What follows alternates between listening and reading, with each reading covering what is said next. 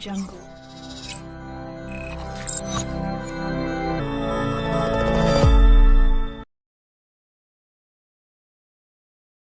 Assalamualaikum warahmatullahi wabarakatuh.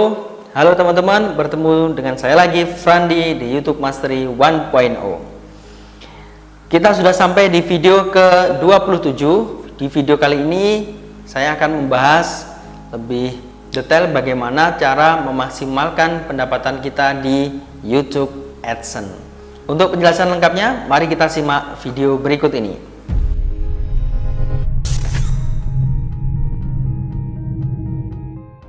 Oke, mungkin saya ulangi lagi, mungkin ada beberapa teman-teman yang belum paham. Jadi YouTube AdSense itu apa? YouTube AdSense itu adalah program kerjasama periklanan yang dikelola oleh YouTube.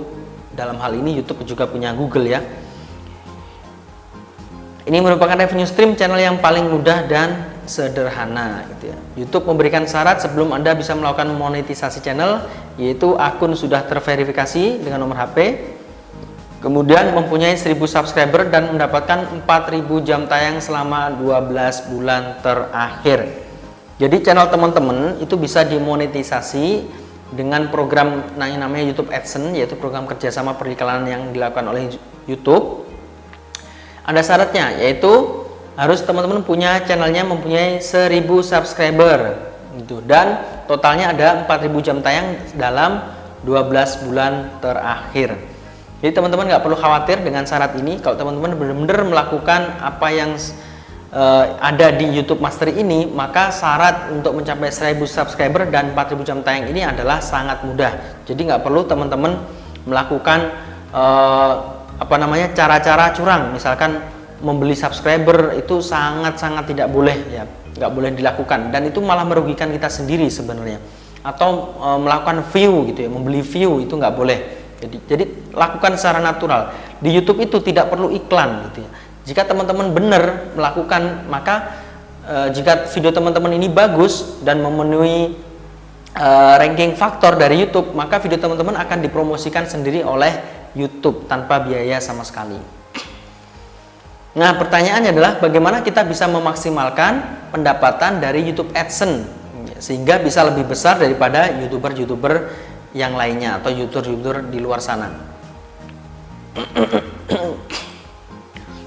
Yang pertama adalah kita harus membuat video yang lebih dari 10 menit gitu ya. Karena apa? Kita tidak bisa fitur iklan di YouTube itu yang bisa dipasang sepanjang video sekeinginan kita.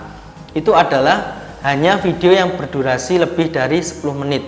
Tapi kemarin di bulan awal Agustus ini ya, kalau tidak salah, belum lama YouTube sudah memberikan kebijakan baru bahwa tidak harus 10 menit, bahkan sekarang maksimalnya adalah 8 menit. Jadi kalau misalkan teman-teman punya video yang berdurasi lebih dari 8 menit, sekarang sudah bisa mengaktifkan fitur untuk meletakkan iklan di menit-menit tertentu kayak gitu ya.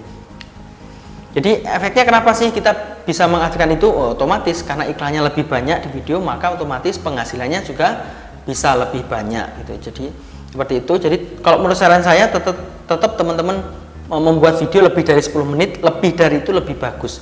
Intinya di YouTube itu adalah bagaimana video kita itu bisa membuat audiens betah di YouTube. Salah satunya adalah membuat video yang panjang seperti itu dan berkualitas. Yang kedua adalah tempatkan iklan pada audience retention yang tinggi. Kira-kira kenapa kita harus meletakkan iklan kita pada audience retention yang tinggi?